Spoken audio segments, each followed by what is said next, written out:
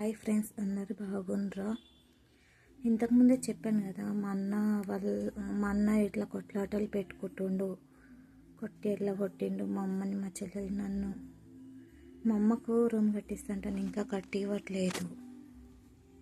కట్టిస్తుంటాను, డబ్బులు గిట్ట తీసుకోండు, 30,000 తీసుకుండు మా అమ్మ దగ్గర. రూమ్ కట్టిస్తుంటాను. ఒక రూమ్ కట్టియడానికి 4 నెలలు 2 నెలలు టైం తీసుకొని 4 నెలలు 5 నెలలు అవుతుంది.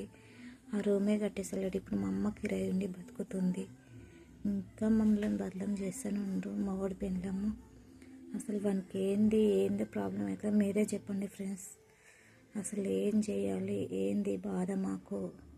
అసలు అలా బాధలు, అలా మాటలకి, ఈ బాధలకు అసలు తట్టుకోలేకపోతున్నాము.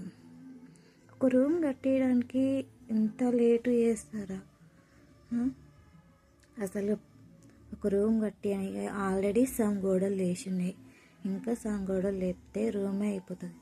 వారు రూమ్ కట్టిస్తలేడు, రూమ్ మొత్తం కట్టిస్తలేడు. అందులో ఒక బాత్రూమ్ అంతా కట్టిస్తుండు. ఆ రూమ్ గీట ఒక్కరే వండుకునేటట్టు సామాన్ పెట్టుకోవడానికి లేవు, సెల్ఫ్లు లేవు, ఏం లేవు. అసలు ఏం చేస్తుండో ఏందో అసలు అర్థం అవ్వట్లేదు. సంక్రాంతి వెళ్ళినాక అంటాడు, సంక్రాంతి వెళ్ళక ముందు అంటాడు. అసలు బాధ ఏందో అసలు. అదే మా అమ్మ గిట్ట ఆ రూమ్లోకి పోయిందో అంటే ఏం చేస్తాడో ఏందో అంటే మాకు భయం ఉంది.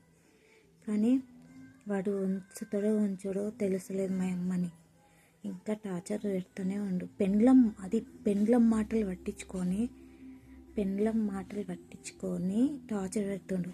వాడు 10 మందిలో పెళ్లి చేసుకోలేడండి. లేచిపోయిన దాన్ని తెచ్చుకోండు కదా అని, అది లేచిపోయిన దాన్ని తెచ్చుకొని ఉంచుకొని అది ఎట్లా చెప్తే అట్లా ఆడుతున్నాను. మీరే చూడండి ఎట్లా ఏం చేయాలో చెప్పండి మీరు కొద్దిగా ప్లీజ్.